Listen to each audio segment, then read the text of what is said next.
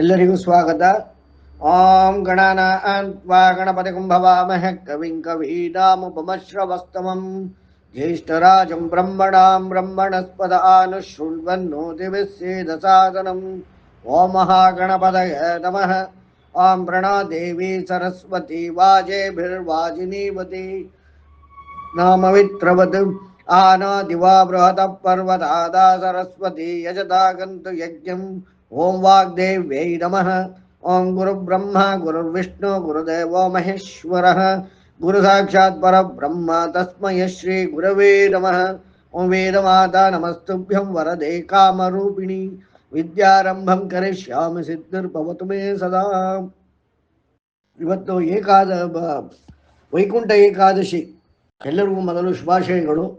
ವೈಕುಂಠ ಏಕಾದಶಿಗೆ ಇವತ್ತು ದ್ವಾರ ಪ್ರವೇಶವಿರುತ್ತದೆ. ವೈಕುಂಠದ ದ್ವಾರಕ್ಕೆ ಇವತ್ತು ಆ ಪರಮಾತ್ಮ ಶ್ರೀ ವಿಷ್ಣು ತಾನೇ ಬಂದು ನಿಂತ್ಕೊಂಡಿರ್ತಾನೆ. ಉತ್ತರ ದ್ವಾರದಲ್ಲಿ ಬಂದು ನಮ್ಮನ್ನ ಕರ್ಕೊಂಡು ಹೋಗ್ತಾನೆ ಅಂತಂತ ವಿಚಾರ ಇದೆ. ಇದಕ್ಕೆ ಇವತ್ತು ವೈಕುಂಠ ಏಕಾದಶಿ ಅಂದ್ರೆ ವೈಕುಂಠಕ್ಕೆ ಜಯ ಮತ್ತೆ ವಿಜಯರು ದ್ವಾರಪಾಲಕರು. ಮೊದಲು ಅವರು ನಮ್ಮನ್ನು ಒಳಗಡೆ ಬಿಡಬೇಕು. ಜಯ ಮತ್ತೆ ವಿಜಯ ಅಂದ್ರೆ ಜಯ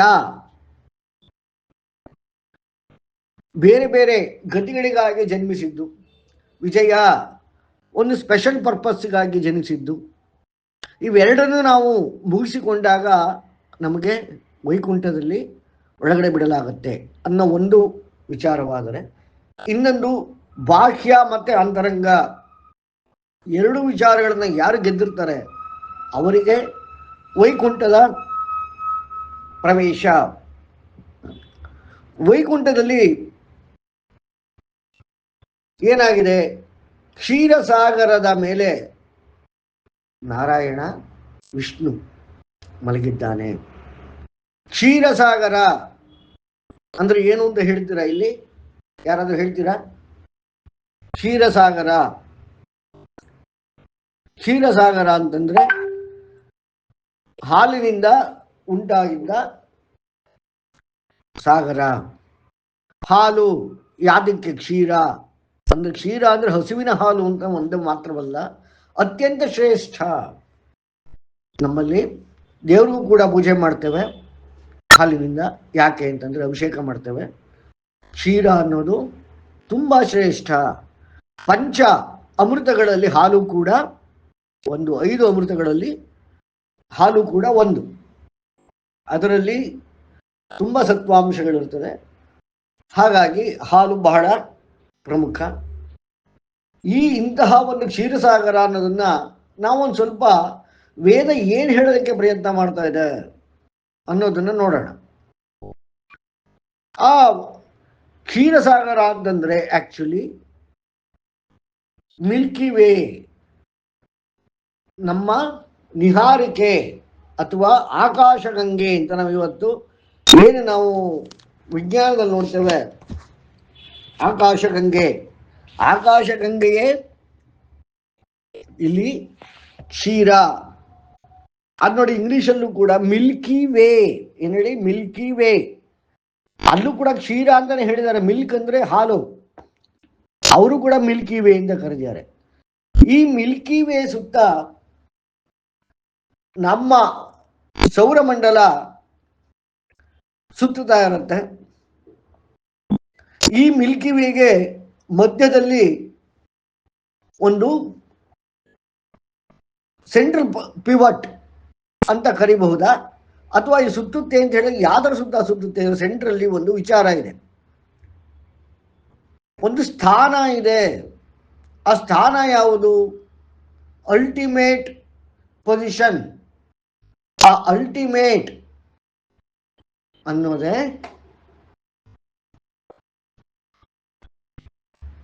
ಪರಮ. ಅಲ್ಟಿಮೇಟ್ ಅಂದ್ರೆ ಇಲ್ಲಿ ಏನಾಗಿದೆ,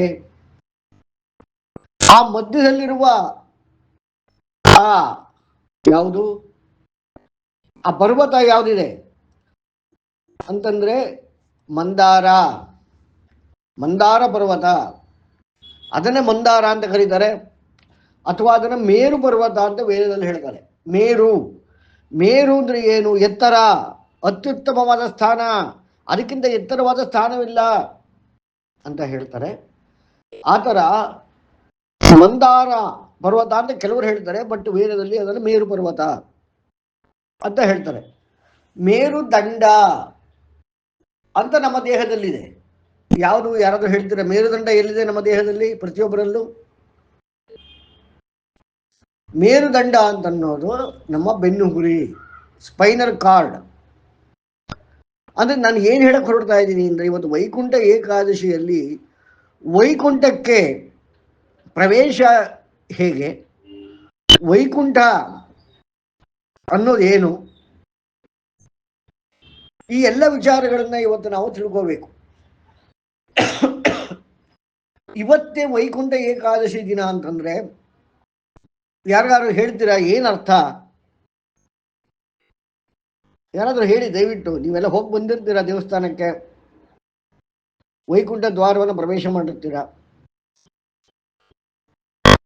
ಇವತ್ತು ಅಮೃತವನ್ನ ಕೈಯಲ್ಲಿ ಹಿಡಿದು ಧನ್ವಂತರಿ ಸಮುದ್ರ ಮಂಥನದಲ್ಲಿ ಬಂದ ದಿನ. ಧನ್ವಂತರಿ ಅಮೃತ ಎನ್ನುವುದನ್ನು ಹಿಡ್ಕೊಂಡು ಕೈಯಲ್ಲಿ ಉದ್ಭವಿಸಿದ ದಿನ. ಇದೇ ವೈಕುಂಠ ಏಕಾದಶಿ ಮಹತ್ವ. ಅಂದ್ರೆ ಇಲ್ಲಿ ಏನ್ ಹೇಳ್ತಾ ಇದ್ದಾರೆ? ಸಮುದ್ರ ಮಥನವನ್ನ ಹೇಳ್ತಾ ಇದ್ದಾರೆ. ಇವತ್ತಿನ ನಮಗೆ ತಿಳ್ಕೋಬೇಕಾಗಿರೋದು, ಇವತ್ತಿನ ದಿನ ವೈಕುಂಠ ಏಕಾದಶಿ ದಿನ ತಿಳ್ಕೋಬೇಕಾಗಿರೋದೇನು? ಸಮುದ್ರ ಮಥನ.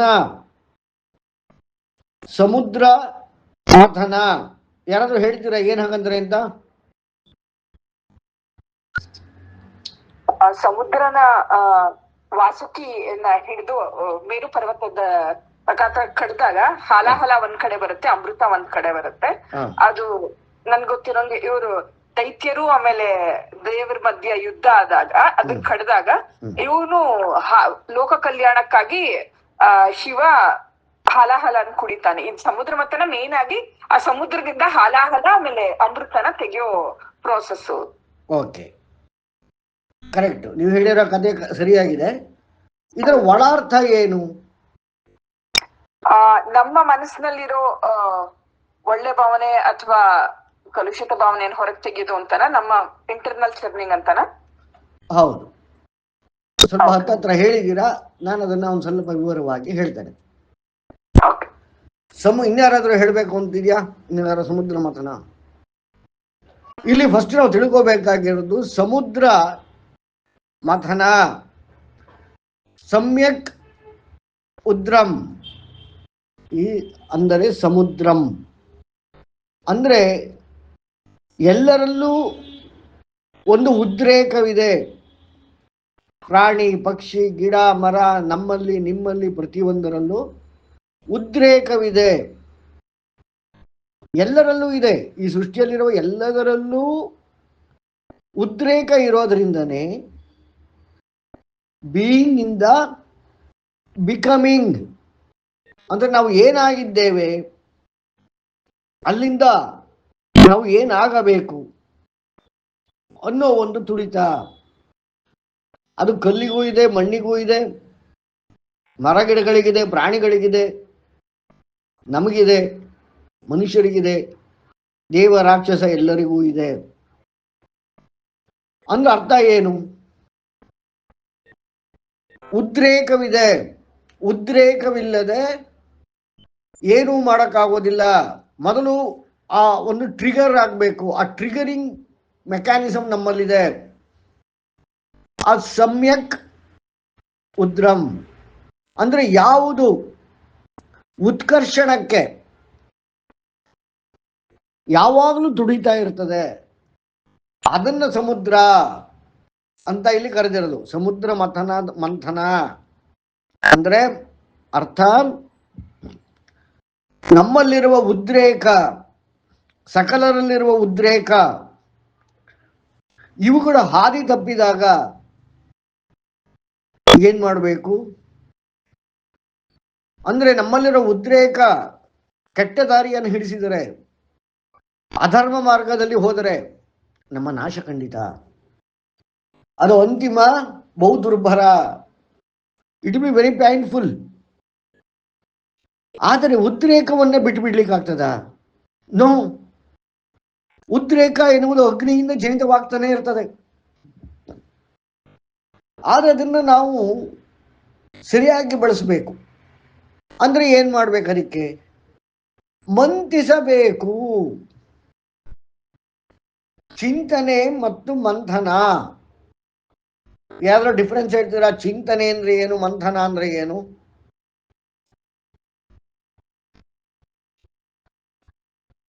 ಚಿಂತನೆ ಮಾಡೋದಾದ್ಮೇಲೆ ನೆಕ್ಸ್ಟ್ ಮಂಥನ. ಚಿಂತನೆ ಅಂದ್ರೆ ಯಾವುದು? ನಮ್ಮ ಟೆಂಡೆನ್ಸಿ ಡಿಸ್ಕಸ್ ಮಾಡೋದಾ ಸರ್?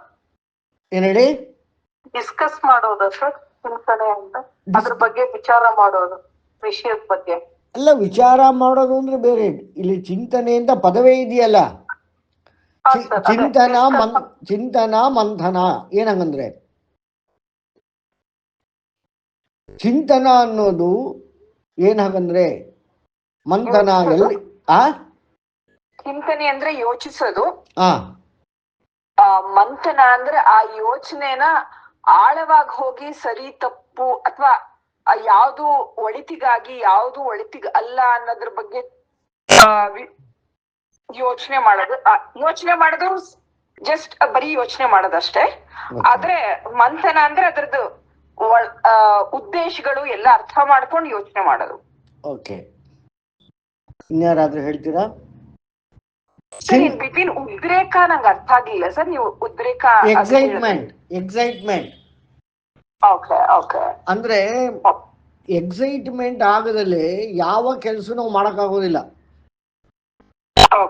ಅದಕ್ಕೆ ಆಪ್ಟಿಮಲ್ ಸ್ಟ್ರೆಸ್ ಅಂತಾನು ಹೇಳ್ತಾರೆ ಸೈಕಾಲಜಿನಲ್ಲಿ. ಅಂದ್ರೆ ಒಂದು ಸರಿಯಾದ ಒತ್ತಡ ಬೇಕು ಯಾವುದೇ ಒಂದು ಕೆಲಸ ಮಾಡ್ಲಿಕ್ಕೆ.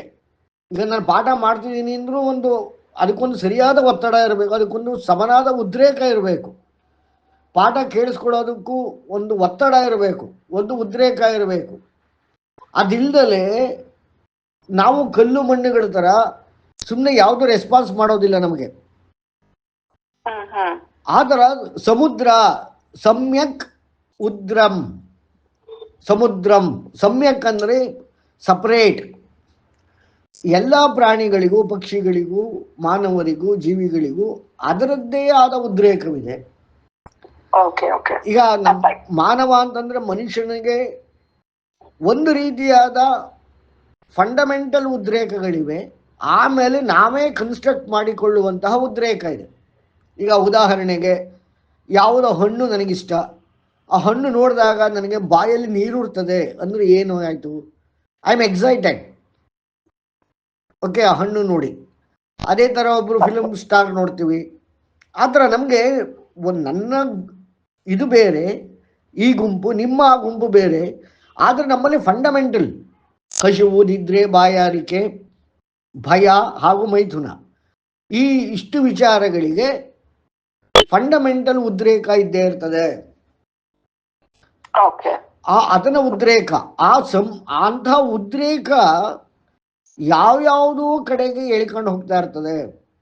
ಆಮೇಲೆ ಆ ಉದ್ರೇಕ ಕೇವಲ ಆಹಾರ, ನಿದ್ರಾ, ಭಯ ಹಾಗೂ ಮೈಥುನ, ಈ ನಾಲ್ಕೇ ವಿಷಯ. ನಾನು ಬಾಕಿ ಜೀವಿಗಳನ್ನ ಬಿಟ್ಬಿಡ್ತೀನಿ, ಮನುಷ್ಯ ಸಂಬಂಧಿತ ಮಾತಾಡ್ತೀನಿ. ಈ 4 ವಿಚಾರಗಳ ಕಡೆಗೇನೆ ನಮ್ಮ ಟೆಂಪ್ಟೇಷನ್ ಇರ್ತದೆ. ಆಹಾರ, ನಿದ್ರೆ, ಭಯ, ಮೈಥುನ. ಒಂದಾದ್ಮೇಲೆ ಒಂದು ಇದಾದ್ಮೇಲೆ ಅದು, ಅದಾದ್ಮೇಲೆ ಇದು, ಇದಾದ್ಮೇಲೆ ಅದು. ಆಮೇಲೆ ಜೊತೆಗೆ ಒಂದೇ ಸಲ ಊಟ ಮಾಡಿ ಇಡೀ ಜೀವನಕ್ಕೆ ನಾವು ಮುಗಿಸ್ಬಿಡಕ್ಕಾಗಲ್ಲ. ಒಂದೇ ಸಲ ಮಲೆ ಎದ್ದು ಬಿಡ್ತೀನಿ ಅನ್ನಕ್ಕಾಗಲ್ಲ. ಒಂದೇ ಸಲ ಭಯ ತೆಗೆದಾಕ್ಬಿಡ್ತೀನಿ ಅನ್ನಕ್ಕಾಗಲ್ಲ. ಇವನ್ ಮೈಥುನ ಕಾರ್ಯವೂ ಅಷ್ಟೇ, ಅದು ಹಲವು ವರ್ಷಗಳ ಕಾಲ ನಮ್ಮನ್ನ ಕಾಡ್ತದೆ. ಅಂದ್ರೆ ಅರ್ಥ ಏನು? ಇದ್ಯಾವುದು ತಪ್ಪಲ್ಲ, ಆದ್ರೆ ಇವುಗಳಲ್ಲೇ ನಮ್ಮ ಕಾಲ, ಇವುಗಳಲ್ಲೇ ನಮ್ಮ ಜೀವನ. ಎಲ್ಲ ಪ್ರಾಣಿಗಳು ಇಷ್ಟರಲ್ಲೇ ಬದುಕೋದು. ಆದ್ರೆ ಮನುಷ್ಯ ಯೋಚನೆ ಮಾಡ್ದ, ಇದನ್ನ ಮಂತಿಸು. ಸಮ್ಯಕ್ ಉದ್ರಂ ನಿನ್ನಲ್ಲೂ ಇದೆ, ಎಲ್ಲಾ ತರಲ್ಲೂ ಇದೆಯಪ್ಪ. ಈ ಸ್ಪೆಷಲ್ ಏನು? ಸದಾ ಅದನ್ನೇ ಮಾಡ್ತಾ ಇದ್ರೆ what will get out of this?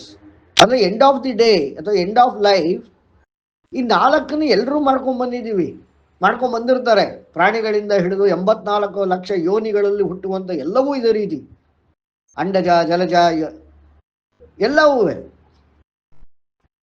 ಯೋನಿಜ ಸ್ವೇದಜ, ಈ ಥರ ಎಲ್ಲ ಟೈಪಲ್ಲಿ ಹುಟ್ಟಿರೋವಲ್ಲಿ ಈ ಉದ್ರೇಕದಿಂದನೇ ಇರೋದು.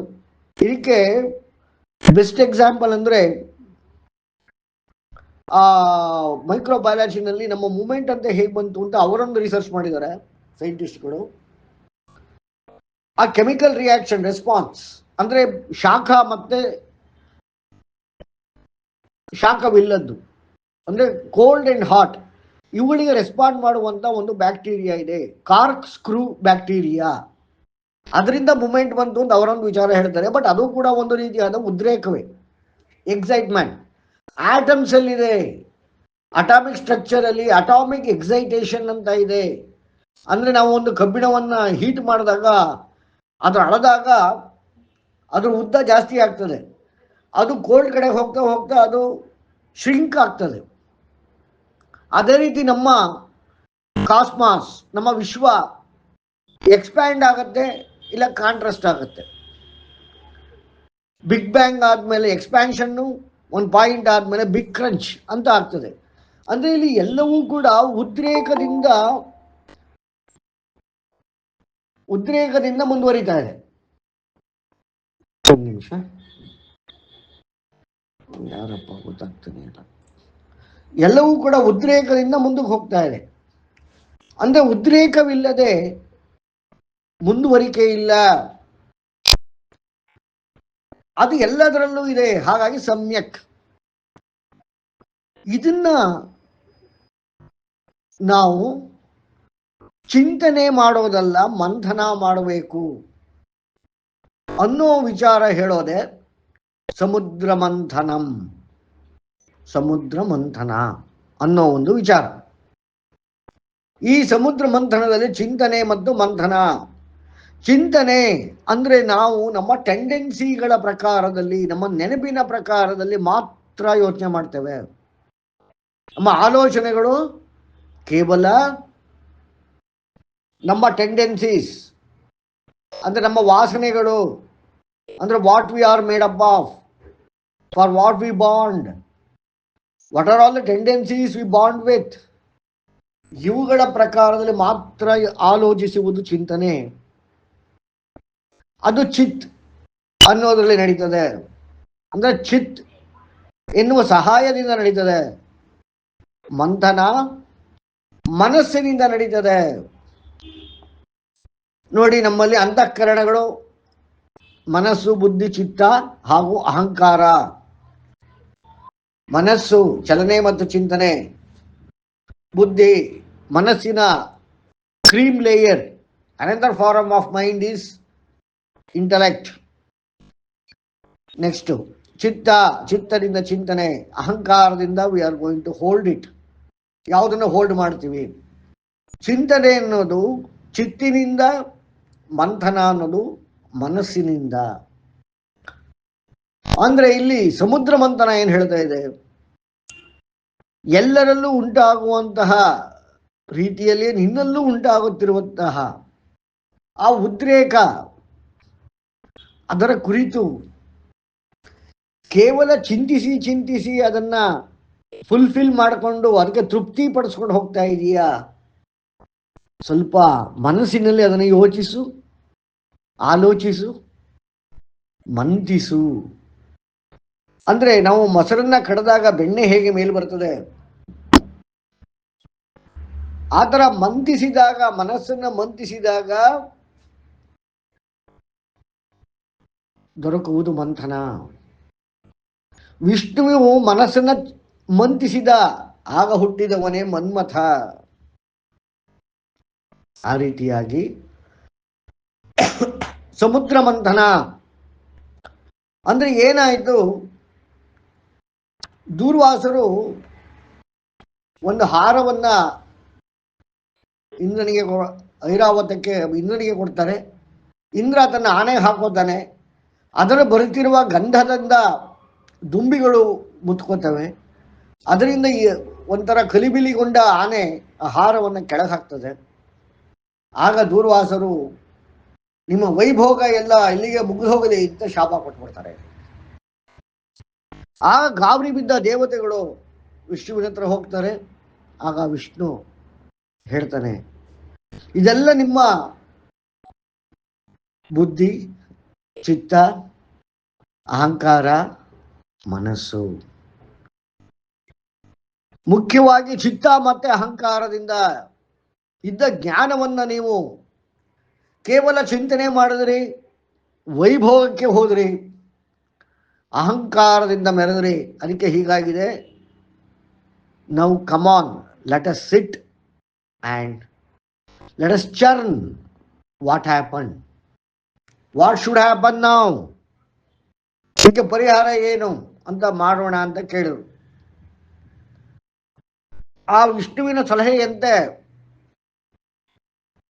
ಮೇರು ಪರ್ವತವನ್ನ ತರಲಾಯಿತು. ಸಮುದ್ರದಲ್ಲಿ ಆ ಮೇರು ಪರ್ವತವನ್ನು ಇಡಲಾಯಿತು. ಆ ಮೇರು ಪರ್ವತಕ್ಕೆ ಏನಾಯಿತು, ಚಲನೆ ಸ್ಥಿರವಾಗದ ಕಾರಣ ಇದೇ ವಿಷ್ಣು ಕೂರ್ಮನಾಗಿ ಅದನ್ನು ಬೆನ್ನ ಮೇಲೆ ಹೊತ್ಕೊಂಡ. ಶಿವನ ಕೊರಳಿನಲ್ಲಿದ್ದ ವಾಸುಕಿಯನ್ನು ತಗೊಂಬಂದು ಅದಕ್ಕೆ ಸುತ್ತಲಾಯಿತು. ಅದರ ಬಾಲದ ಕಡೆಗೆ ಅದಕ್ಕೆ ರಾಕ್ಷಸರನ್ನು ಆಹ್ವಾನಿಸಲಾಯಿತು. ಬಾಲದ ಕಡೆಗೆ ರಾಕ್ಷಸರು ನೀವು ಹಿಡ್ಕೊಳ್ಳಿ, ವಾಸುಕಿಯ ತಲೆಭಾಗವನ್ನು ದೇವತೆಗಳು ಹಿಡ್ಕೋತಾರೆ ಎಂದಾಗ ಇಲ್ಲ ಇಲ್ಲ, ನಾವು ತಲೆಭಾಗವನ್ನು ಹಿಡ್ಕೋತೀವಿ, ನೀವು ಬೇಕಾದರೆ ಬಾಲ ಹಿಡ್ಕೊಳ್ಳಿ ಅಂದರು. ಸರಿ, ಆರಂಭ ಆಯಿತು. ಕಡಿಯೋದಕ್ಕೆ ಶುರು ಮಾಡಿದ್ರು. ಏನೇನು ಬಂತು, ಹಲವಾರು ವಸ್ತುಗಳು ಬಂತು. ಅದರಲ್ಲಿ ಒಂದೊಂದು ಪುರಾಣದಲ್ಲಿ ಒಂದೊಂದು ಇದರಲ್ಲಿ ತುಂಬ ಇದೆ. ಬಟ್ ನಾನು ಕೆಲವು ಇಂಪಾರ್ಟೆಂಟ್ ನಿಜವಾಗ್ಲೂ ವೇದದಲ್ಲಿ ಬಂದಿರೋದ ವಿಚಾರಗಳನ್ನು ಹೇಳ್ತೇನೆ. ರತ್ನ ಬಂತು, ಕಾಮಧೇನು ಬಂತು, ಕೌಸ್ತುಭ ಮಣಿ ಬಂತು, ಚಂದ್ರ ಬಂದ, ಹಾಲಾಹಾರ ವಿಷ ಬಂತು, ಧನ್ವಂತರಿ ಬಂದ, ಅಮೃತವನ್ನು ತಂದ. ಆಮೇಲೆ ಅಮೃತದ ಹಂಚಿಕೆಯಲ್ಲಿ ಕೋಲಾಹಲವಾಯಿತು. ಮತ್ತೆ ಅದನ್ನ ಮೋಹಿನಿ ರೂಪ ಧರಿಸಿ ಬಂದ ವಿಷ್ಣು ಅದನ್ನು ಸಾಲ್ವ್ ಮಾಡ್ತೀನಿ ಅಂತ ಹಂಚಲಿಕ್ಕೆ ನಿಂತ. ಆ ಹಂಚುತ್ತಾ ಹೋದಾಗ ರಾಕ್ಷಸರಿಗೆ ನಗು ಮುಗುಳ್ನಗೆ ಅಮೃತವನ್ನ ದೇವದಡಿಗೆ ಕೊಡ್ತಾ ಬಂದ. ಇದನ್ನ ಗಮನಿಸಿದಂತಹ ಸರ್ವಭಾನು ಅನ್ನೋ ಒಬ್ಬ ರಾಕ್ಷಸ ವೇಷ ಮರೆಸಿಕೊಂಡು ದೇವತೆಗಳ ಸಾಲಿನಲ್ಲೇ ಕೂತ. ಅವನಿಗೆ ಅಮೃತವನ್ನ ಕೊಟ್ಟೇ ಬಿಟ್ಟ. ಅವನು ಕುಡಿಬೇಕಾದ್ರೆ ಇದನ್ನು ಗಮನಿಸಿದ ಸೂರ್ಯ ಮತ್ತು ಚಂದ್ರರು ನಾರಾಯಣನಿಗೆ ಹೇಳಿದರು, ವಿಷ್ಣುವಿಗೆ. ಆಗ ಮೋಹಿನಿ ಅವನ ತಲೆಯನ್ನು ಕಡ್ದ. ಆಗ ಅವನ ದೇಹ ರಾಹುವಾದರೆ ಅವನ ತಲೆ ಕೇತುವಾಯಿತು. ನಂತರ ಯುದ್ಧವಾಯಿತು. ಇವರು ಹೇಗಿದ್ರು, ಅಮರರಾದರು. ಎಲ್ಲರನ್ನೂ ಹೊಡೆದಾಕಿದ್ರು. ಇದು ವಿಚಾರ. ಈ ಕುಂಭವನ್ನ ಅಂದ್ರೆ ಅಮೃತ ಕುಂಭವನ್ನ ಹೊತ್ಕೊಂಡು ಓಡ್ ಹೋಗ್ಬೇಕಾದ್ರೆ ರಾಕ್ಷಸರು 4 ಹನಿಗಳು ಬಿತ್ತು. ಅದೇ ಹರಿದ್ವಾರ, ಪ್ರಯಾಗ್ರಾಜು, ತ್ರ್ಯಂಬಕ ಅಂದ್ರೆ ನಾಸಿಕ್ ಮತ್ತೆ ಉಜ್ಜಯಿನಿ, 4 ಕಡೆ ಹನಿಗಳು ಬಿತ್ತು. ಹಾಗಾಗಿ 4 ಕಡೆಗಳಲ್ಲಿ ಇವತ್ತು ಕುಂಭಮೇಳ ನಡೀತದೆ. ಇದು ಒಂದು ಕಥೆ, ಪುರಾಣದಲ್ಲಿ ಬರುವಂತಹ ಕಥೆ. ಇದು ಹಲವಾರು ವರ್ಷನ್ಗಳಿದೆ. ಆದರೆ ಈಗ ನಾವು ಡಿಸ್ಕಸ್ ಮಾಡೋಕ್ಕೆ ಹೊರಟಿರೋದು ಕತೆ ಎಲ್ರಿಗೂ ಗೊತ್ತೇ ಇದೆ ಆಲ್ಮೋಸ್ಟು. ವೇದದಲ್ಲಿ ಇದನ್ನು ಯಾಕೆ ಹೇಳಲಿಕ್ಕೆ ಹೊರಟಿದ್ದಾರೆ? ಜಯ ಬರೆದಂತಹ ವ್ಯಾಸರು ಆದಿಪರ್ವದಲ್ಲಿ ಈ ಕಥೆಯನ್ನ ಯಾಕೆ ಹೇಳಿದ್ರು ಅನ್ನೋದು ನಮಗೆಲ್ಲ ಗೊತ್ತಾಗೋದು ಋಗ್ವೇದ ಖಿಲಮಂತ್ರಗಳನ್ನ ಅರ್ಥ ಮಾಡಿಕೊಂಡಾಗ, ಮತ್ತೆ ಜಯಾದ ಶಾಂತಿ ಪರ್ವದಲ್ಲಿ ನಮಗೆ ಅಂದ್ರೆ ಭೀಷ್ಮನ ಅವಸಾನವಾದಾಗ ದ್ರೋಣನ ವಿಚಾರ 2 ದಿನ ಯುದ್ಧ ಬರ್ತದೆ. ಆಗ ಈ ಸಮುದ್ರ ಮಂಥನ ಅನ್ನೋದು ವಿಚಾರ ಗೊತ್ತಾಗ್ತದೆ. ಈಗ ಒಂದೊಂದಾಗಿ ನೋಡ್ಕೊಂಡು ಹೋಗೋಣ.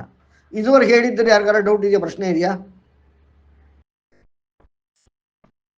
ಓಕೆ, ಯಾರಿಗೂ ಪ್ರಶ್ನೆ ಇಲ್ಲ ಅಂತಂದ್ರೆ ಈಗ ನಾವು ಇದರ ಒಳಾರ್ಥ ಏನು, ವೇದ ಏನು ಹೇಳೋದಕ್ಕೆ ಇದನ್ನ ಋಗ್ವೇದ ಕೆಲ ಮಂತ್ರಗಳಲ್ಲಿ ಹಾಕಿದ್ರು, ವ್ಯಾಸರು ಯಾಕೆ ಇದನ್ನು ಹಾಕಿದ್ರು, ಅದನ್ನ ನೋಡೋಣ. ಇಲ್ಲಿ ನಮ್ಮಲ್ಲಿರುವ ಒಂದು ವ್ಯವಸ್ಥೆಯನ್ನ ಹೇಳ್ತಾ ಇದ್ದಾರೆ. ನಾನು ಆಗಲೇ ಹೇಳಿದಂಗೆ ಮನಸ್ಸು, ಬುದ್ಧಿ, ಚಿತ್ತ, ಅಹಂಕಾರ. ಚಿತ್ತ ಎನ್ನುವುದೇ ನಮ್ಮ ವಾಸನೆಗಳ ಮೂಲ. ಅಂದ್ರೆ ನಮ್ಮಲ್ಲಿ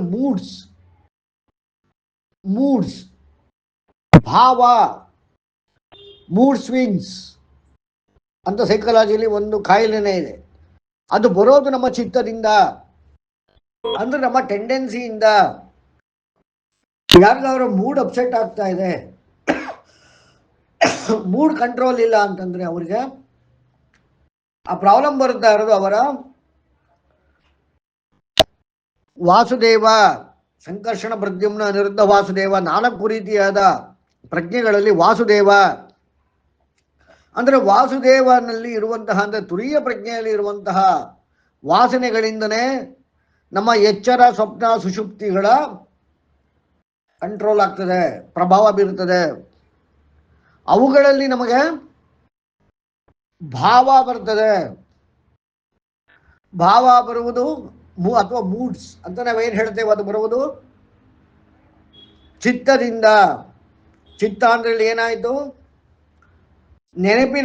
ನೆನಪು ಅಂದ್ರೆ ನಮ್ಮ ವಾಸನೆಗಳ ನೆನಪು. ಅದು ನಮ್ಮ ಪ್ರಾರಬ್ಧ ಸಂಚಿತದಿಂದ ಉತ್ಪನ್ನವಾಗುವಂತಹ ವಿಚಾರ. ಇಲ್ಲಿ ದೇವತೆಗಳು ಸರ್ವಸ್ವವನ್ನು ಗಳಿಸಿ ಅಹಂಕಾರ ಅಂದ್ರೆ ಬುದ್ಧಿ, ಮನಸ್ಸು, ಬುದ್ಧಿ, ಚಿತ್ತ, ಅಹಂಕಾರದಲ್ಲಿ ತಾವು ಗಳಿಸಿಕೊಂಡ ಜ್ಞಾನವನ್ನ ಮಂಥನ ಮಾಡೋದೆ, ಪರೋಪಕಾರಕ್ಕಾಗಿ ಬಳಸದೆ,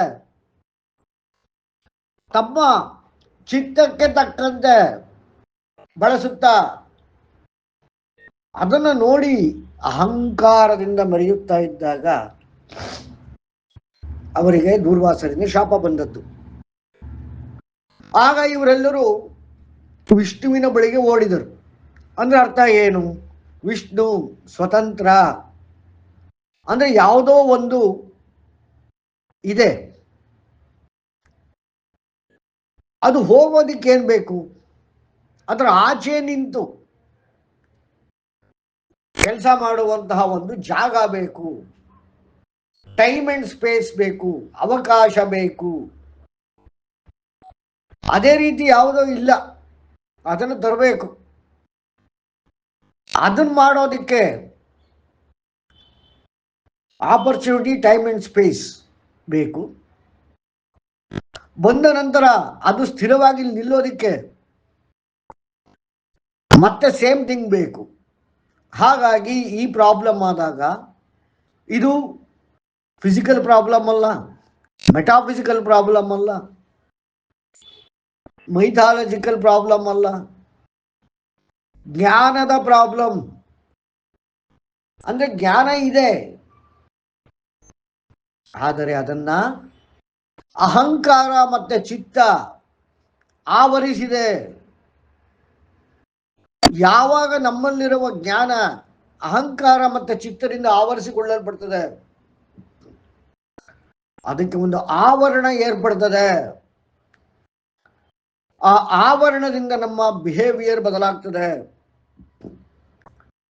ಅಂದ್ರೆ ನಮ್ಮ ಉದ್ರೇಕಗಳು ಸಮುದ್ರಂ ಏನಾಗ್ತದೆ, ಮಂಥನದಿಂದ ಬರಬೇಕೇ ಹೊರತು ಮನಸ್ಸು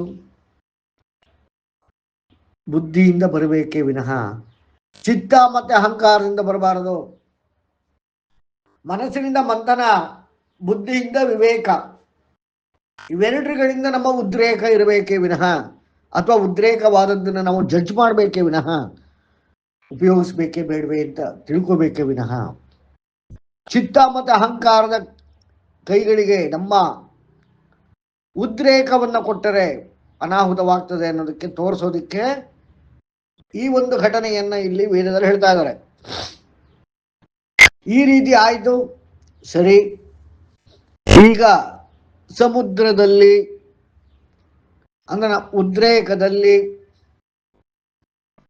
ಮೇರು ಪರ್ವತ ಸಹಾಯದಿಂದ ಅಂದ್ರೆ ನಮ್ಮ ಬೆನ್ನಿನ ಕಶೇರುಕ ಮೂಳೆ, ಬೆನ್ನು ಮೂಳೆ, ಸ್ಪೈನಲ್ ಕಾರ್ಡ್, ಅದೇ ಚಿತ್ತ. Spinal cord is the card ಚಿತ್ತ. ಅಂದ್ರೆ ಅರ್ಥ ಏನು? ಅನುಭವ ಅನ್ನೋದು ಎಲ್ಲಾಗ್ತದೆ ನಮಗೆ, ಸ್ಪೈನಲ್ ಕಾರ್ಡ್ನಲ್ಲಿ ಆಗ್ತದೆ. ಇಡ ಮತ್ತೆ ಪಿಂಗಳ ನಾಡಿಗಳಲ್ಲಿ ನಮಗೆ ರಸವು ಹರಿದಾಗ ಅನುಭವ. ಅದೇ ರಸವನ್ನು ನಾವು ನಿರ್ಬಂಧಿಸಿ ಸುಷುಮ್ನ ನಾಡಿಯಲ್ಲಿ ಹರಿಸಿದಾಗ ಮೇಲಕ್ಕೆ ಅದೇ ಕುಂಡಲಿನಿ.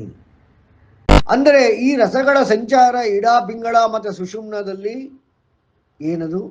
ಅನುಭವ. ಇಡ ಮತ್ತು ಪಿಂಗಳದಲ್ಲಿ ಲೌಕಿಕ ಅನುಭವ, ಸುಷುಮ್ನಾದಲ್ಲಿ ಜೀವದ ಅನುಭವ. ಅಂದ್ರೆ ಅನುಭವ ಅನ್ನೋದೆಲ್ಲಿದೆ? ಈಗ ನಮ್ಮ ಸ್ಪೈನಲ್ ಕಾರ್ಡ್ ಅಲ್ಲಿದೆ.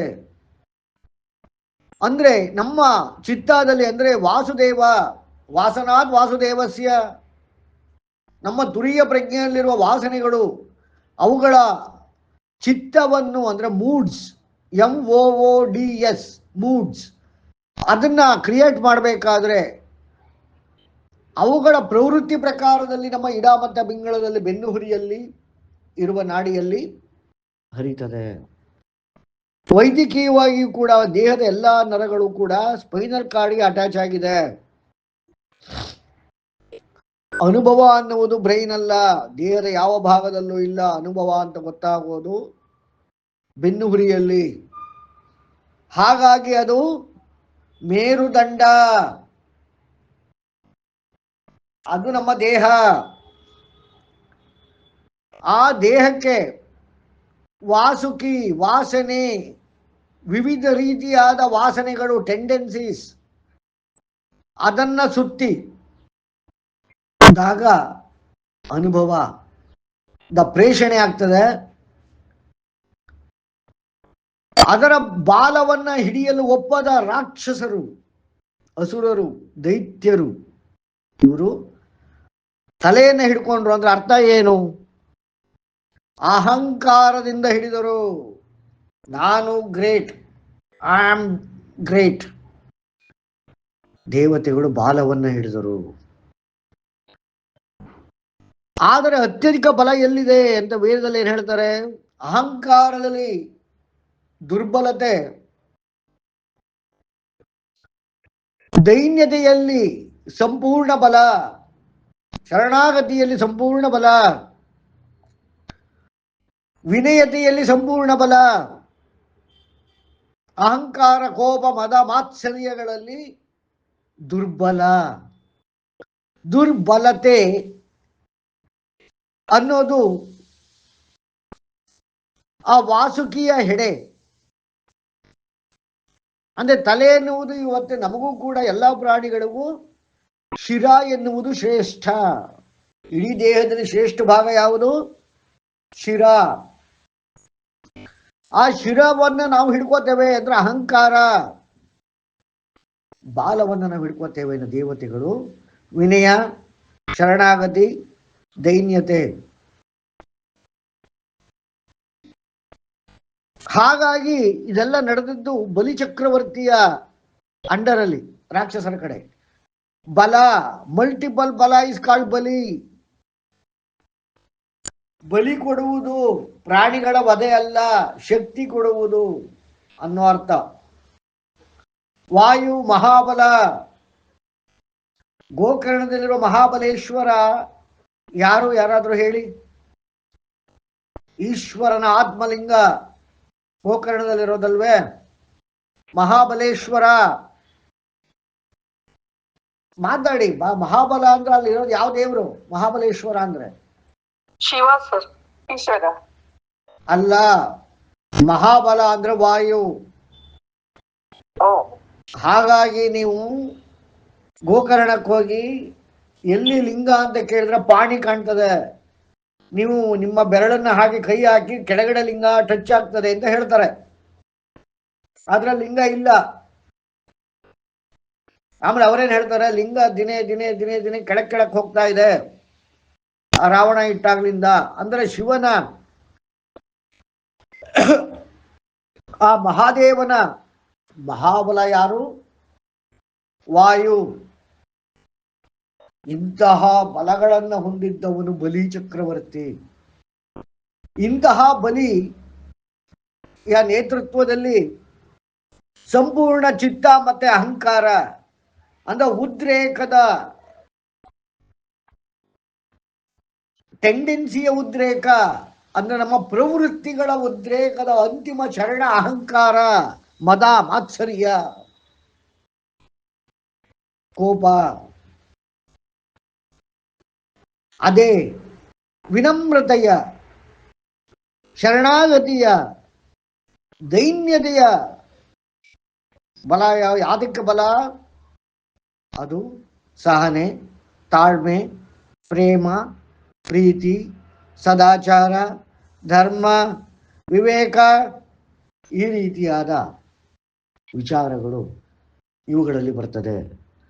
ಹಾಗಾಗಿ ನಾವು ಯಾವುದೇ ವಿದ್ಯಾ ಕಲಿಯಬೇಕಾದರೆ, ಏನೇ ಮಾಡಬೇಕಾದ್ರೆ ಪ್ರಕೃತಿಯಲ್ಲಿ ಪರಮಾತ್ಮನ ಹತ್ತಿರ, ದೇವತೆಗಳ ಹತ್ತಿರ, ಗುರುಗಳ ಹತ್ತಿರ, ಸರಸ್ವತಿ ಹತ್ತಿರ, ಎಲ್ಲೇ ಆಗಲಿ ನಮಗೇನೇ ಬೇಕು ಅಂತ ನಾವು ವಿನಮ್ರತೆ, ದೈನ್ಯತೆ ಮತ್ತು ಶರಣಾಗತಿಯನ್ನು ಅಭ್ಯಾಸ ಮಾಡಬೇಕು. ಆಗ ಮಾತ್ರ ವಿದ್ಯೆಯ ಸಂಪೂರ್ಣ ಬಲ ನಮಗೆ ಸಿಗ್ತದೆ ಎನ್ನುವುದು ಈ ಸೀಕ್ರೆಟ್. ಈ ವಿಚಾರ ಹೇಳಲಿಕ್ಕೆ ದೇವತೆಗಳು ಬಲ, ರಾಕ್ಷಸರು ವಾಸುಕಿಯ ತಲೆಭಾಗದಲ್ಲಿ ಹಿಡ್ಕೊಂಡ್ರು ಅಂತ. ಒಂದು ನಿಮಿಷ, ಯಾರ ಬಂದ್ರು ಏನೋ ಗೊತ್ತಾಗ್ತಿಲ್ಲ. ಇದರಲ್ಲಿ ಹಿಂದೆ ಆ್ಯಡ್ ಮಾಡೋದು ಅಂತ ಗೊತ್ತಾಗ್ತಿಲ್ಲ. ಅಂದ್ರೆ ಅರ್ಥ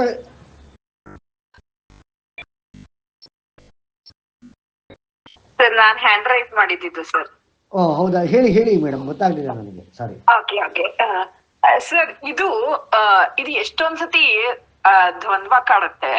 ನಾವು ಆಕ್ಚುಲಿ ನೀವ್ ಹೇಳ್ದಂಗೆ ವಿನಯತೆ, ವಿಮ್ರತೆ, ನಮ್ರತೆ, ಇದ್ರದ್ದು ಸರೆಂಡರ್, ಪೀಸು, ಅದರಿಂದ ಎಲ್ಲ ಇದ್ರೆ ನಮ್ಮ ಮನಶಾಂತಿನೂ ಇರುತ್ತೆ, ಲೋಕ ಕಲ್ಯಾಣನೂ ಇರುತ್ತೆ, ಎಲ್ಲ ಇರುತ್ತೆ. ಆದ್ರೆ ವ್ಯಾವಹಾರಿಕ ಜೀವನದಲ್ಲಿ ಕೆಲವು ಸತಿ ಒಂದ್ ಅಫಿಷಿಯಲ್ ಸರ್ಕಲ್ ಅಲ್ಲಿ ಇರ್ಬೋದು, ಒಂದು ಕಾಂಪಿಟೇಟಿವ್ ಅಲ್ಲಿ ಇರ್ಬೋದು, ಒಂದ್ ಬಿಸ್ನೆಸ್ ಅಲ್ಲಿ ಇರ್ಬೋದು, ಆ ಟೈಮಲ್ಲಿ ಈ ವಿನಮ್ರತೆನೆ ನಮ್ಗೆ ಕೆಲವು ಸತಿ ಏನು ತೊಂದ್ರೆ ಆಗೋಗ್ಬಿಡುತ್ತೆ. ಅಂದ್ರೆ ಅದೇ ವೀಕ್ನೆಸ್ ಅನ್ಕೋತಾರೆ ಅಂತ ನೀವು ಹೇಳ್ತಿರೋದು. ವೀಕ್ನೆಸ್. ಹಾ, ಹೌದು ಹೌದು. ಆ ಟೈಮ್ನಲ್ಲಿ ಅದು ನಾವು ಈ ಹಂತನ ಮೀರಿ ನಾವು ಬೇರೆಯವ್ರ ಜೊತೆ ವ್ಯವಹರಿಸ್ಬೇಕಾದ್ರೆ ಈ ಗುಣಗಳು ಕೆಲವು ಸತಿ ನಮ್ಗೆ ಮುಳುವಾಗೋಗ್ಬಿಡುತ್ತೆ. ಆ ಟೈಮಲ್ಲಿ ತುಂಬಾ ದ್ವಂದ್ವ, ಸರಿ ತಪ್ಪುಗಳ ಅದೇ ಅದನ್ನೇ ಹೇಳ್ತಾ ಇರೋದು ಮಂಥನ, ಸಮುದ್ರ ಮಂಥನ. ಏನ್ ಕಲಿತಾ ಇದೀರ ಈಗ? ಅದು ಸಮುದ್ರ ಮಂಥನ. ಅಂದ್ರೆ ಬುದ್ಧಿ ಯಾವಾಗ ಉಪಯೋಗಿಸ್ಬೇಕು, ಮನಸ್ಸನ್ನೇ ಯಾವಾಗ ಉಪಯೋಗಿಸ್ಬೇಕು, ಚಿತ್ತ ಯಾವಾಗ ಉಪಯೋಗಿಸ್ಬೇಕು, ಅಹಂಕಾರವನ್ನ ಯಾವಾಗ ಉಪಯೋಗಿಸ್ಬೇಕು, ಅದನ್ನೇ ನಾನು ಚಿತ್ತ ಮನಸ್ಸು ಇವೆರಡರಲ್ಲಿ ನಂಗೆ ಡಿಫ್ರೆನ್ಸ್ ಗೊತ್ತಾಗ್ಲಿಲ್ಲ ಸರ್. ಇದು ಈಗ ಬುದ್ಧಿಯ ಮೇಲೆ ಇದ್ರದ್ದು ಗೊತ್ತಾಯ್ತು, ಅಹಂಕಾರ ಗೊತ್ತಾಯ್ತು, ಚಿತ್ತ ಮನಸ್ಸು ಅವೆರಡರಲ್ಲಿ ಡಿಫ್ರೆನ್ಸ್ ಗೊತ್ತಾಗ್ಲಿಲ್ಲ ನಂಗೆ. ಚಿತ್ತ ಅಂದ್ರೆ ಟೆಂಡೆನ್ಸಿನ ಹೇಳದ್ನಲ್ಲ. ಓಕೆ. ಚಿತ್ತ ಅಂದ್ರೆ ನಮ್ಮ ವಾಸನೆಗಳು. ಅಂದ್ರೆ ಈಗ ಯಾವುದೋ ಒಂದು ಮಾತು 10 ಜನಕ್ಕೆ ನೀವು ಹೇಳ್ತೀರಾ, ಓಕೆ, ಅವರವರ 10 ರೀತಿಯಲ್ಲಿ ಸ್ವೀಕರಿಸ್ತಾರ ಅದನ್ನ. ಯಾಕೆ? ನೀವು ಹೇಳಿರೋದು ಒಂದೇ ಪರ್ಸೆಪ್ಷನ್. ಅಂದ್ರೆ ಆ ಪರ್ಸೆಪ್ಷನ್ ಯಾವ ರೀತಿ ಸ್ವೀಕರಿಸಿದ್ರು, ಯಾವ ಕೂಲಿಂಗ್ ಗ್ಲಾಸ್, ಯಾವ ಕಲರ್ ಅಲ್ಲಿ ಅದನ್ನ ನೋಡಿದ್ರು ಅಂತಂದ್ರೆ ಅವರ ಟೆಂಡೆನ್ಸಿ.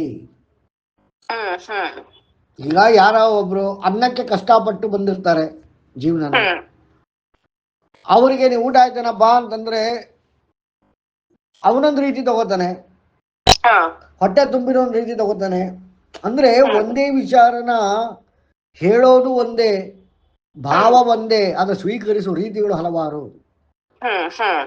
ಅಂದ್ರೆ ಒಬ್ಬನಿಗೆ ಹೊಟ್ಟೆ ಹಸಿಯುತ್ತೆ, ಉದ್ರೇಕವಾಗುತ್ತೆ, ಅವನ ಅನ್ನವನ್ನ ಯಾವ ರೀತಿ ಸಂಪಾದನೆ ಮಾಡ್ತಾನ ಅವಾಗ ಅವನಿಗೆ ಬಿಟ್ಟದ್ದು. ಅಂದ್ರೆ ಕೇವಲ ಯೋಚನೆ ಮಾಡಿ ಮಾಡಿ ಮಾಡಿ ಕಳ್ತನ ಮಾಡ್ತಾನೋ, ಅಹಂಕಾರದಿಂದ ರೌಡಿಸಂ ಮಾಡಿ ಕಿತ್ಕೋತಾನೋ, ಬುದ್ಧಿ ಉಪಯೋಗಿಸಿ ದುಡ್ದು ವಿವೇಕದಿಂದ ಆ ಹಣ ತಗೊಂಡೋಗಿ ಕೊಟ್ಟು ಆಹಾರ ಸಂಪಾದನೆ ಮಾಡ್ತಾನೋ, ಅಥವಾ ಏನ್ ಮಾಡಿದ್ರೆ ಈ ಆಹಾರ ನನಗೆ ಸಿಗ್ತದೆ ಅಂತ ಕರೆಕ್ಟಾಗಿ ಯೋಚನೆ ಮಾಡಿ ಎಕ್ಸಿಕ್ಯೂಟ್ ಮಾಡ್ತಾನೋ. 4 ರೀತಿಯಲ್ಲಿ ಒಂದು ಎಕ್ಸಿಕ್ಯೂಷನ್ ನಡೆಸೋದು ನಾವು. ಅಂದ್ರೆ ಒಂದು ಉದ್ರೇಕವನ್ನ 4 ರೀತಿಯಲ್ಲಿ ನಾವು ಉಪಯೋಗಿಸ್ತೇವೆ. ಯಾವುದರಲ್ಲಿ ಉಪಯೋಗಿಸ್ತೀವಿ ಅನ್ನೋದು ಇಲ್ಲಿ ಸಮುದ್ರ ಮಂಥನ. ದೇವತೆಗಳು ಚಿತ್ತ ಮತ್ತೆ ಅಹಂಕಾರವನ್ನ ಉಪಯೋಗಿಸಿದರು, ಜ್ಞಾನವನ್ನ. ಹಾಗಾಗಿ ಅವರಿಗೆ ಸಮುದ್ರ ಮಂಥನ ಮಾಡುವಂತ ಪರಿಸ್ಥಿತಿ ಒದಗಿ ಬಂದ್ಬಿಡ್ತು. ಆ ಪಾಠ ಕಲ್ಸಕ್ಕೆ ದೂರ್ವಾಸರು ಶಾಪ ಕೊಟ್ಟಿದ್ದು, ಅದನ್ನ ತೋರಿಸ್ಕೊಟ್ಟಿದ್ದು ಪುನಃ ವಿಷ್ಣು. ಅರ್ಥ ಆಗ್ತಿದೆ ಅಲ್ವೇ? ಸೊ ಚಿತ್ತ ಇಸ್ ಟೆಂಡೆನ್ಸಿ, ಮನಸ್ಸು ಇಸ್ ನಾವು ಮನಸ್ಸಿಗೆ ನಮ್ಗೆ ಫೀಲ್ ಚಲನೆ ಮತ್ತು ಚಿಂತನೆ. ಅಂದ್ರೆ ಮನಸ್ಸು ಅನ್ನೋದ್ರಿಂದನೇ ನಮಗೆ ಬುದ್ಧಿ, ಚಿತ್ತ, ಅಹಂಕಾರ ಎಲ್ಲ ವರ್ಕ್ ಆಗೋದು. ಅಂದ್ರೆ ಚಲನೆ ಮತ್ತು ಚಿಂತನೆಯೇ ವಿವಿಧ ಹಂತಗಳಿವು. ಅಂದ್ರೆ ಮನಸ್ಸಿನ ಒಂದು ಭಾಗವೇ ಚಿತ್ತ, ಮನಸ್ಸಿನ ಒಂದು ಭಾಗವೇ ಅಹಂಕಾರ, ಮನಸ್ಸಿನ ಮತ್ತೊಂದು ಭಾಗವೇ ಬುದ್ಧಿ. ಅಂದ್ರೆ ಎಲ್ಲವೂ ಚಲನೆ ಮತ್ತು ಚಿಂತನೆಗಳೇ. ಬಟ್ ಯಾವುದನ್ನ ನೀವು ಹೋಲ್ಡ್ ಮಾಡ್ಕೊಂಡು ಮಾಡ್ತಾ ಇದ್ದೀರಾ? ಅಹಂಕಾರ ಹೋಲ್ಡ್ ಮಾಡಿದೀರಾ? ಅಂದ್ರೆ ಅಹಂಕಾರದಲ್ಲಿ ನಿಂತು ನಿಮ್ಮ ಉದ್ರೇಕವನ್ನ ನೀವು ಎಕ್ಸಿಕ್ಯೂಟ್ ಮಾಡ್ತಾ ಇದ್ದೀರಾ. ಚಿತ್ತದಲ್ಲಿ ನಿಂತು ಅಂದ್ರೆ ನಿಮ್ಮ ಫಂಡಮೆಂಟಲ್ ನೇಚರ್. ಈಗ ಕೆಲವರು ಹೇಳ್ತಾರೆ ನೋಡಿರ್ಬೇಕು, ನಾ ಕೋಪ ಬಂದ್ರೆ ಮನುಷ್ಯನೇ ಅಲ್ಲ ಅಂದ್ರೆ ಅದೊಂಥರ ಒಂಥರ ತುಂಬಾ ಪ್ರೌಢವಾಗಿ ಹೇಳ್ತಾರೆ ಅದನ್ನ. ಅಂದ್ರೆ that is my tendency, I can't help it ಅನ್ನೋ ರೀತಿಲಿ ಹೇಳ್ತಾರೆ. ಆತರ ನಮ್ಮಲ್ಲೂ ಕೆಲವಿವೆ, ಎಲ್ಲರಲ್ಲೂ ಇದು ಬಂದ್ರೆ ನಾನೇನು ಮಾಡಕ್ಕಾಗಲ್ಲ ಅನ್ನೋ ಒಂದು ಪರಿಸ್ಥಿತಿಗಳು ಬರ್ತದೆ. ಅದು ಚಿತ್ತ ಆ ರೀತಿ ಡ್ರೈವ್ ಮಾಡೋದು. ಬುದ್ಧಿಯಿಂದ ಏನು, ವಿಸ್ಡಮ್ ಇಂದ ಹ್ಯಾಂಡಲ್ ಮಾಡೋದು. ಮನಸ್ಸು ಅಂದ್ರೆ ಏನು, connecting the points and understand the consequences in your handling. ಇದ್ರಲ್ಲಿ ಗೆಲ್ಲೋದು ಆಲ್ವೇಸ್ ವಿವೇಕ. ಹೇಳಿ. ಸೊ ಇವಾಗ ನಾನ್ ಹೇಳದ್ನಲ್ಲ, ಇದು ವ್ಯಾವಹಾರಿಕವಾಗಿ ಆಮೇಲೆ ಇದ್ರದ್ದು ಸಣ್ಣ. ಸೊ ಹಂಗಂದ್ರೆ ನಮ್ಗೆ ಪರಿಸ್ಥಿತಿಗೆ ತಕ್ಕಂತೆ ನಾವು ಮಂಥನ ಮಾಡ್ಕೊಂಡು ಎಲ್ಲಿ ಏನ್ ಅಪ್ಲೈ ಮಾಡ್ಬೇಕು ಅಂತ ತಿಳ್ಕೊಬೇಕು. ಮಂಥನ ಮಾಡ್ಕೊಂಡ್ರೆ ಮನಸ್ಸನ್ನು ಉಪಯೋಗಿಸಿ ಏನ್ ಅಪ್ಲೈ ಮಾಡ್ಬೇಕು ಅಂದ್ರೆ ವಿವೇಕವನ್ನು ಉಪಯೋಗಿಸಿದ್ರೆ ನಿಮಗೆ ತೊಂದರೆ ಆಗೋದಿಲ್ಲ. ಅಂದ್ರೆ ವ್ಯಾವಹಾರಿಕದಲ್ಲಿ ಅದು ಅನಿವಾರ್ಯ ಅಂದಾಗ ಅಲ್ಲಿ ಅಹಂಕಾರಿಗಳ ಜೊತೆ ವರ್ತಿಸಕ್ಕೆ ನಾವ್ ಈಗ ಉಪಯೋಗಿಸ್ಲೇಬೇಕಾಗಿ ಬರುತ್ತೆ. ಅವಾಗ ಸರೆಂಡರ್ ಇಲ್ಲ, ಅಹಂಕಾರ ಉಪಯೋಗಿಸ್ಬೇಕು ನೋಡಿ. ವಿವೇಕ ಎಲ್ಲರಿಗಿಂತ ದೊಡ್ಡದು. ಅದೇ ಮೇರು ಪರ್ವತ ನಾನು ಹೇಳ್ತಾ ಇರೋದು. That is the toppest tool, ವಿವೇಕ. ಅಂದ್ರೆ ಮಂಥನದಿಂದ ನಿಮಗೆ ದೊರಕುವುದು ವಿವೇಕ. ಅಂದ್ರೆ ಮಂಥನವನ್ನ ಮನಸ್ಸನ್ನ ಕಡೆದಾಗ ದೊರಕುವ ಬೆಣ್ಣೆ ವಿವೇಕ. ಈಗ ಮೋದಿ ನೋಡಿ ಕಲ್ತ್ಕೊಳ್ಳಿ, ಅವನಿಗಿಂತ ನಿಮಗೆ ಟಾರ್ಚರ. ಆದ್ರೆ ಹೆಂಗ್ ಹ್ಯಾಂಡಲ್ ಮಾಡ್ತಾರೆ ಪ್ರತಿಯೊಂದನ್ನು, ಅದು ವಿವೇಕ. ಗೊತ್ತಾಯ್ತು ಸರ್. ಅವರ ಮನಸ್ಸಿನಿಂದ ಆಗಲಿ, ಚಿತ್ತದಿಂದ ಆಗಲಿ, ಅಹಂಕಾರದಿಂದ ಆಗಲಿ ಮಾತನಾಡುವುದಿಲ್ಲ. ಏನೇ ಮಾಡಿದ್ರು ವಿವೇಕ. ಆಗ ಆನಂದ. ಸರಿ ಸರ್. ಹಂಗ ಪ್ರತಿ ಮನುಷ್ಯನಿಗೂ ಉದ್ರೇಕವಿದೆ. ಆ ಉದ್ರೇಕದಲ್ಲಿ ನಾವು ಹೇಗೆ ರಿಯಾಕ್ಟ್ ಮಾಡ್ತೀವಿ, ರೆಸ್ಪಾನ್ಸ್ ಮಾಡ್ತೀವಿ ಅನ್ನೋದು ಮಂಥನದಿಂದ ಆಗಬೇಕು ಅಂತ ಇಲ್ಲಿ ಹೇಳ್ತಾ ಇರೋದು ವೇದದಲ್ಲಿ. ಅರ್ಥ ಆಯ್ತು sir. Thank you very much. ಅರ್ಥ ಆಯ್ತು. ಕೇಳಪ್ಪ ಅಕ್ಷಯ್. ನಮಸ್ತೆ ಸರ್. ನಮಸ್ತೆ ಸರ್. ಕಲ್ಪನೆ ಶಕ್ತಿ ಇದು ಮನಸ್ಸು, ಬುದ್ಧಿ, ಚಿತ್ತ, ಅಹಂಕಾರ ಇದು ನಾಲ್ಕುಗಳಲ್ಲಿ ಫಂಕ್ಷನ್ ಆಗುತ್ತಾ ಅಥವಾ ಇವು ನಾಲ್ಕುಗಳ ಆಯಾಮದಲ್ಲಿ ನಡೆಯುವಂತ ಕಲ್ಪನೆ also part of mind. It's analytical output. You cannot even imagine what you don't know. Even imagination is from the known. Kalpane is the permutation combination of the known. ಮನಸ್ಸೇ ಪ್ಲಾಟ್ಫಾರ್ಮ್ ಅಪ್ಪ ಎಲ್ಲದಕ್ಕೂ. ಆ ಮನಸ್ಸಿನಲ್ಲೇ ಈ ಡಿವಿಷನ್ಗಳಿವೆ, ಬುದ್ಧಿ, ಚಿತ್ತ, ಅಹಂಕಾರ. ಏಕೆಂದ್ರೆ ಮನಸ್ಸು, ಬುದ್ಧಿ, ಚಿತ್ತ, ಅಹಂಕಾರದಲ್ಲಿ ಓಡಾಡೋದೇ ಯಾವುದು? ಆಲೋಚನೆಗಳು. ಎಲ್ಲಾದ್ರಲ್ಲೂ ಆಲೋಚನೆಗಳೇ ಇರೋದು. ಗೊತ್ತಾಯ್ತೇನ ಪಕ್ಷೆ? ಓಕೆ, ಯಾರಿಗಾರ ಮತ್ತೆ ಪ್ರಶ್ನೆ ಇದೆಯಾ? ಓಕೆ, ಈ ರೀತಿಯಾದ ವಿಚಾರ ಇರಬೇಕಾದ್ರೆ ಮೇರು ಪರ್ವತವನ್ನ ಅಂದ್ರೆ ನಮ್ಮ ಸ್ಪೈನಲ್ ಕಾರ್ಡ್ಗೆ ನಮ್ಮ ಟೆಂಡೆನ್ಸಿಗಳು ಅಂದ್ರೆ ವಾಸುಕಿ ಸುತ್ತಾಕೊಂಡಾಗ ಕ್ರೀಡಾ ಮನೋಭಾವ ಎಂಬ ದೇವತೆಗಳಿಂದ ಇಲ್ಲ ನಾನು ಹೀಗೇನೆ ಅನ್ನೋ ಟೆಂಡೆನ್ಸಿಗಳ ಮನೋಭಾವ ರಾಕ್ಷಸರಿಂದ ಎರಡು ಕಡೆಯಿಂದನೂ ನಾವು ಆಲೋಚಿಸಬೇಕು, ಕಡಿಬೇಕು ನಮ್ಮ ಮನಸ್ಸನ್ನ. ಆ ರೀತಿ ಕಡೆದಾಗ ಒಂದೊಂದಾಗಿ ಉದ್ಭವವಾಗ್ತದೆ. ಇದು ಒಂದು ರೀತಿಯಾದರೆ ಇದೇ ಬ್ರಹ್ಮಾಂಡದಲ್ಲಿ ನಿಹಾರಿಕೆಗಳು, ಕ್ಷೀರಸಾಗರ ಅಥವಾ ಮಿಲ್ಕಿ ವೇ ಅಥವಾ ನಮ್ಮ ಗ್ಯಾಲಾಕ್ಸಿ ಅಂತ ನಾವೇನು ಕರಿತೀವಿ, ಇದರಲ್ಲೊಂದು ಮೇರುದಂಡ ಇದೆ, ನಮ್ಮ ಸ್ಪೈನಲ್ ಕಾರ್ಡ್ ಥರನೇ ಇದೆ. ಇದನ್ನ ನಮ್ಮ ಸೂರ್ಯ ಸುತ್ತುತ್ತಾ ಇದ್ದಾನೆ. ಕೇಳಿ ಕೇಳಪಾಕ್ಷೆ. ಸರ್, ಅವಿದ್ಯೆ ಕೂಡ ನಮ್ಮ ವಾಸನೆ ಆಗುತ್ತಾ ಸರ್? ಅವಿದ್ಯಾ ಈಸ್ ಯುವರ್ ಫಂಡಮೆಂಟಲ್ ನಾಲೆಡ್ಜ್. ವಾಸನೆ ಅಲ್ಲ ಅದು. ವಾಸನೆ ಅಂದ್ರೆ ಟೆಂಡೆನ್ಸಿ ಅಂತ ಹೇಳದ್ನಲ್ಲ. ಅಂದ್ರೆ ಸರ್, ಈಗ ಕಹಿ ವರ್ಷದ ಮಗು ಅಂದ್ರೆ ಆ ಮಗುಗೂ ಒಂದು ಹಸುವಿಂದ ಕರೆಕ್ಟ್ ಇದ್ದೇ ಇರುತ್ತೆ. ಟೆಂಡೆನ್ಸೀಸ್ ಅಂಡ್ ಮೂಲ ಜ್ಞಾನ ಯಾರು ಹೇಳ್ಕೊಡಕ್ ಆಗೋದಿಲ್ಲ. ಹುಟ್ಟಿದ ಹಸುವಿನ ಕರುವಿನಲ್ಲೂ ಇರ್ತದೆ, ಹಾವಿನ ಮರಿಯಲ್ಲೂ ಇರ್ತದೆ, ಹುಟ್ಟಿದ ಮನುಷ್ಯನ ಮಗುವಿನಲ್ಲೂ ಇರ್ತದೆ. ಟೆಂಡೆನ್ಸಿ ಮತ್ತೆ ಮೂಲ ಜ್ಞಾನ ಇದ್ರೇನೆ ನಾರ್ಮಲ್, ಅಲ್ಲ. ಗೊತ್ತಾಯ್ತೇನಪ್ಪ? ಓಕೆ, ಹಾ ಹೇಳಿ ಸರ್. ವಿಷ್ಣುವನ್ನ ಈ ಸಮುದ್ರ ಕೆಳಗಡೆ ತೋರಿಸ್ತಾರಲ್ಲ ಸರ್, ನೀರನ್ನ ನೀವ್ ಹೇಳ್ತಿರೋದ್ ಮೇಲೆ ಆಕಾಶ ಗಂಗೆ ಅಂತ. ಅದು ಹೇಳ್ತೇನೆ. ಅವನು ಕೂರ್ಮವಾಗಿ ಇದನ್ನ ಮೇರುವನ್ನ ಎತ್ತಿಡ್ದ. ನಮ್ಮಲ್ಲೂ ಇವತ್ತು ಕೂರ್ಮ ನಾಡಿ ಎಲ್ಲಿದೆ? ಹೊಕ್ಕಳಿನಿಂದ ಕೆಳಗಡೆ ಇದೆ. ನಾನು ಪಾಠ ಮಾಡ್ತಾ ಇರೋದು, ನಾ ಬರೀತಾ ಇರೋದು, ಸಾಧನೆ ಅಂತ ನಾವೆಲ್ಲ ಶುರು ಮಾಡ್ಕೊಂಡಿರೋದು ಎಲ್ಲವೂ ಸಮುದ್ರ ಮಂಥನವೇ, ಅಮೃತದ ಉದ್ಭವವೇ. ಅದಕ್ಕೆ ಮಾಡ್ತಾ ಇರೋದು. ಸ್ವಲ್ಪ ಇದರ ನಿಧಾನ ಕೇಳಿ ನಿಮ್ಗೆ ಅರ್ಥ ಆಗ್ತದೆ. ಅಂದ್ರೆ ಆ ಒಂದು ಮೇರುದಂಡ ಅಂತ ನಮ್ಮ ಕ್ಷೀರಪಥ ಮಿಲ್ಕಿ ವೇ ಬ್ರಹ್ಮಾಂಡದಲ್ಲಿ ಏನಿದೆ, ಇದರ ಸುತ್ತ ನಮ್ಮ ಸೂರ್ಯ ಸುತ್ತಾ ಇದ್ದಾನೆ. ಇನ್ನೇನು ಸೂರ್ಯ ಜೊತೆ ನಮ್ಮ ಸೌರಮಂಡಲ ಸುತ್ತಾ ಇದೆ. ಈಗ ಅದು ಉತ್ತರದಿಂದ ದಕ್ಷಿಣದ ಕಡೆಗೆ ಚಲಿಸ್ತಾ ಇದೆ. ಮೇರುದಂಡದ ಉತ್ತರದಿಂದ ದಕ್ಷಿಣದ ಭಾಗಕ್ಕೆ ಚಲಿಸ್ತಾ ಇದೆ. ಹಾಗಾಗಿ ನಾವು ಪ್ರದಕ್ಷಿಣೆಯನ್ನ ಇವಾಗ ಬಲಭಾಗಕ್ಕೆ ಮಾಡುವುದು, ನಮ್ಮ ಗಡಿಯಾರ ಬಲಭಾಗಕ್ಕೆ ತಿರುಗುವುದು. ಇದರ ಹಿಂದಿನ ಕಲ್ಪದಲ್ಲಿ ಇದೇ ನಮ್ಮ ಸೂರ್ಯ ದಕ್ಷಿಣದಿಂದ ಉತ್ತರಕ್ಕೆ ಚಲಿಸ್ತಾ ಇದ್ದ.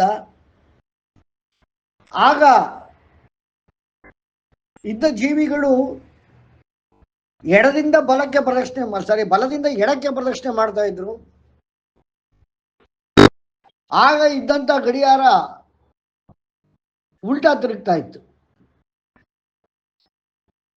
ಯಾವಾಗ ಉತ್ತರದಿಂದ ದಕ್ಷಿಣಕ್ಕೆ ಈಗಿರೋ ಪ್ರಕಾರದಲ್ಲಿ ಹೋಗ್ತಾ ಇದೆ, ಆ ಥರ ಉತ್ತರದಿಂದ ದಕ್ಷಿಣ, ದಕ್ಷಿಣದಿಂದ ಉತ್ತರ, ಈ ರೀತಿಯಾಗಿ ಸಂಚರಿ ಮೇರುದಂಡದ ಸುತ್ತ ಸುತ್ತುವಂತಹ ನಮ್ಮ ಸೌರಮಂಡಲ